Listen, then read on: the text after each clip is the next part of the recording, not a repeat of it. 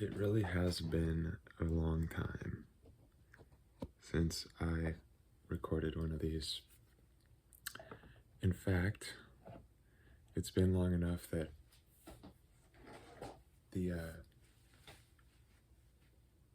phone that I use, it's an iPhone, it finally got the upgrade to be able to pause videos within the recording camera feature itself, or the app. So now I can appear in different places out of nowhere. So I'm quite happy that that feature has been added, because it could allow me to actually think a little more before going on to talk about the next section. But yeah, it's been a long time because I typically was doing these in the mornings before leaving for school, and I've just had to use more of those mornings for exercising and doing schoolwork. So over the past few weeks, I haven't even really thought about coming out here and recording one of these, but I'm in my garage again today because I want to talk about something I've been reading that I think has provided me with a great amount of benefit, which is this book. It's quite popular, called How to Win Friends by Dale Carnegie. And this book,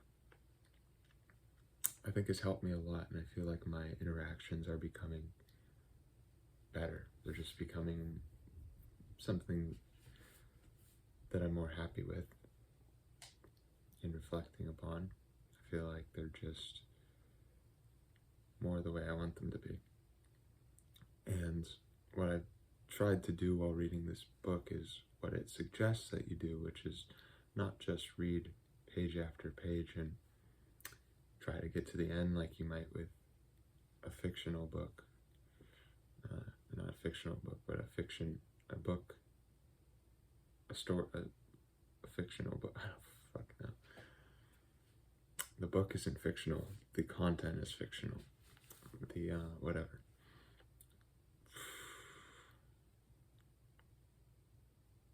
I certainly haven't gotten much smarter since the last time. Whatever. So, anyway, it's been a great experience to read this book and not just read it from front to back in this linear fashion, but to pause, reflect on what I've read, write about what I've read so that I make sure that I understand it by describing things in my own words. And through doing this, take in the information more adequately, and also go back constantly to refresh what you've learned already.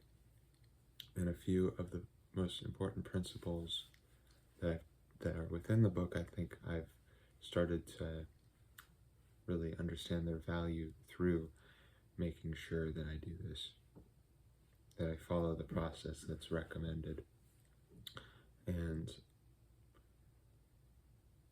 so let me talk about one of those very important principles, which is to show interest in the person you're talking with and to ask questions about things that they find interesting. Obviously, I had known that this was a good thing to do before, but having it in my mind as something to really focus on in my interactions, I think has provided some benefit, and I can see when I'm doing it versus when I'm not doing it. Because it's one thing to know that something's good, but it's another to recognize that it's good, and when you're doing it and when you're not, seeing the difference that is present. So I really recommend reading this book if you want to have better interactions and just get along with people better, but not only get along with people better, convince people of of your way of thinking or be convinced that you're incorrect. If you feel really strongly about something, then you're going to want to convince other people that that thing is important. And this book describes a method of doing that while still ensuring that you're receptive to the possibility that you could be incorrect, and therefore allowing you to have the best views possible.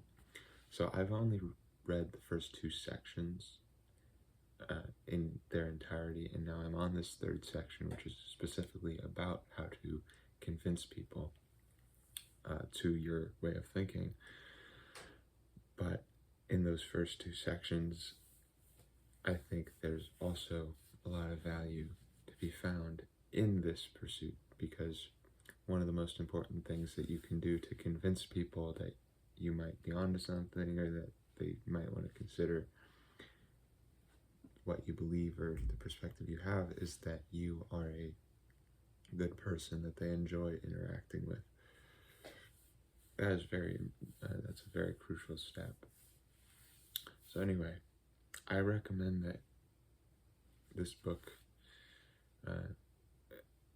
be read if you want to have better interactions with people, but read it in the way that it suggests in the beginning, of not just reading to say that you've read it, but reading to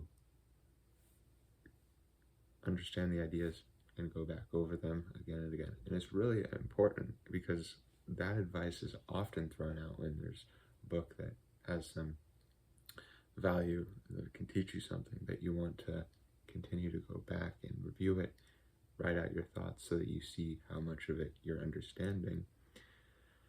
But people don't often end up doing that. So I really just gotta say, if you read this book, or if you read any book where you want to apply the advice that's within it, you've got to treat it as this instruction manual that you keep going back to, rather than just another book that you'd read like you read The Lord of the Rings or Harry Potter. Those are the 2 books I've read. Anyway, or I've read the series of Harry Potter. Anyway, so that's what I would recommend if you want to get the most out of this book.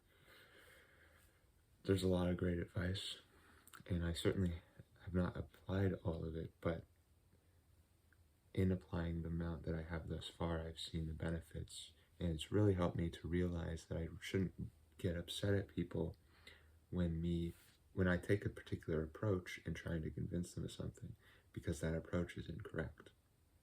So their reactions become unsurprising, because when you complain, and this is one of the most important things that the book says, is that complaint is ineffective at convincing people. You want to avoid complaint when basically entirely, and if there's anything that you would want to suggest, you have to frame it in a way that isn't complaining, and you have to still view the person that you're interacting with as a valuable human, and see that, and like you see their importance, because that's how you have interactions that result in something. Anyway, though, when you notice that you're complaining to any degree, at least I think this is something I've recognized, is that when I notice this and then they have a negative response to it, I'm no longer upset at the negative response, because it's expected.